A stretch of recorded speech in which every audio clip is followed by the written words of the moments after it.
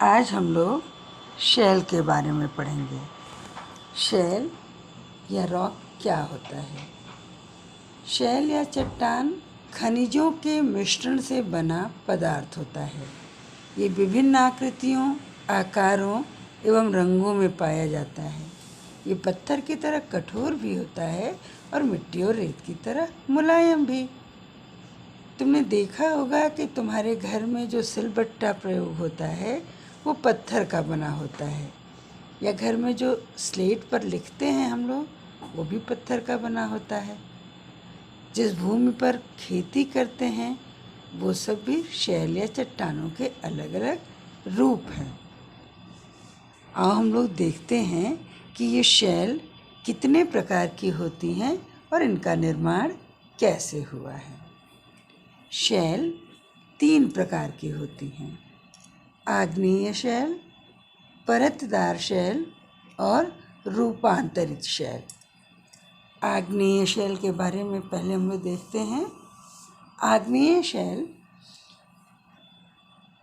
आग्नेय शब्द से बना है। आग्नेय लैटिन शब्द इग्निस से बना है, जिसका अर्थ होता है आग। ये चित्र में तुम लोग देख रहे हो कि किस तरह से राख और धुआं जैसा पदार्थ निकलता दिखाई पड़ रहा है। आग्नेय शैल की रचना इन्हीं भूगर्भ से निकलने वाले तत्वों और तरल पदार्थों के ठंडा होकर जमने के फलस्वरूप होती है। ये तरल पदार्थ पृथ्वी के आंतरिक भागों में गर्म एवं पिघले हुए रूप में रहते हैं, जिसे मैग्मा कहते हैं। जब यह मैग्मा पृथ्वी के धरातल पर पहुंचता है तो लावा कहलाता है। ग्रेनाइट, बेसाल्ट, गैब्रो और डायोराइट आग्नेय शैल के उदाहरण हैं। पृथ्वी की भूपर्पटी का 2/3 हिस्सा आग्नेय शैल से बना है। इन्हें प्राथमिक चट्टान भी कहते हैं। आइए इनकी विशेषताएं जानें। आग्नेय शैल कठोर होती है, अतः इसका अपरदन कम होता है। ये शैल रवेदार और दानेदार होती है। इन शैलों में परत नहीं पाई जाती है। आग्नेय शैल में जीवाश्म नहीं पाए जाते हैं। आग्नेय शैल का संबंध प्रायः ज्वालामुखी क्रिया से होता है। आग्नेय शैल में सोना, चांदी, लोहा, अभ्रक आदि खनिज पदार्थ मिलते हैं। अवसादी शैल। आपने देखा होगा कि जब बरसात का पानी बहता है तो पानी के साथ कंकड़, मिट्टी, पेड़ पौधे ये तेज़ी से बहते हुए दिखते हैं, लेकिन जब पानी बंद हो जाता है तो ये सब कहीं एक जगह जमे हुए दिखाई देते हैं। इसी प्रकार परतदार शैलों का निर्माण होता है। ये अवसादों या मलबा के जमा होने के कारण होता है। जब शैलों के छोटे छोटे कणों को पवन, बहता पानी या हिमानियाँ अपने साथ बहा ले जाते हैं और उन्हें समुद्र के तल या भूभागों पर परतों में जमा करते हैं, तो इन्हें परतदार शैल कहते हैं। इन परतों की मोटाई हजारों मीटर में होती है। पृथ्वी के ऊपर 3/4 भाग में परतदार शैल पाई जाती है। लोयस का जमाव वायु निर्मित परतदार चट्टान का सबसे प्रमुख उदाहरण है।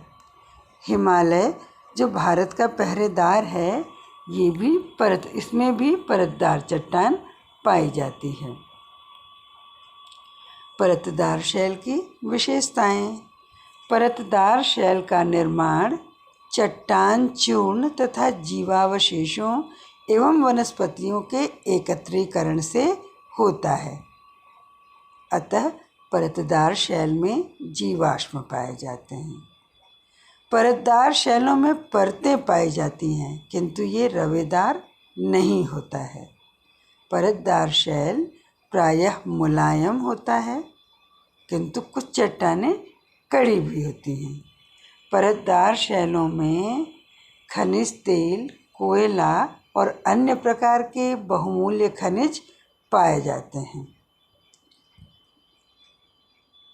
रूपांतरित शैल। रूपांतरित शैल, जैसा कि शब्द रूपांतरण से पता चलता है कि ये चट्टानें अन्य चट्टानों के रूप परिवर्तन के फलस्वरूप निर्मित होती हैं।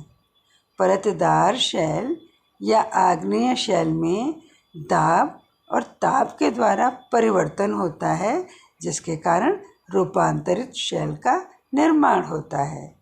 रूपांतरण की क्रिया के दौरान चट्टान का संगठन और रूप रंग बदल जाता है, परंतु चट्टान में किसी भी प्रकार का विघटन या वियोजन नहीं होता।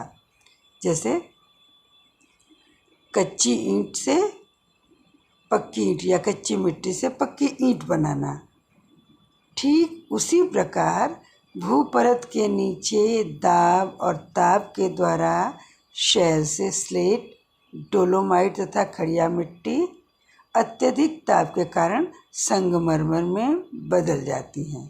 कोयला हीरे में बदल जाता है। ये चट्टानें बहुत उपयोगी होती हैं। आजकल लोग घर के फर्श, मकान और अन्य स्थानों पर संगमरमर का प्रयोग करते हैं, जो चूने के पत्थर का रूपांतरित शैल है। रूपांतरित शैल की विशेषताएं। रूपांतरित चट्टानें ताप व दाब के द्वारा बनती हैं। रूपांतरित शैल का भी पुनः रूपांतरण होता है। जैसे संगमरमर व बालू का पत्थर से क्वार्ट्ज और क्वार्ट्ज से क्वार्ट्जाइट रूपांतरित चट्टान बनती हैं। यह काफ़ी कठोर होती हैं। चीका के तत्व एवं अन्य खनिज बदलकर अभ्रक बनते हैं और अत्यधिक ताप व दबाव के कारण शिस्ट का निर्माण करते हैं। इस प्रकार ये चट्टानें बनती हैं।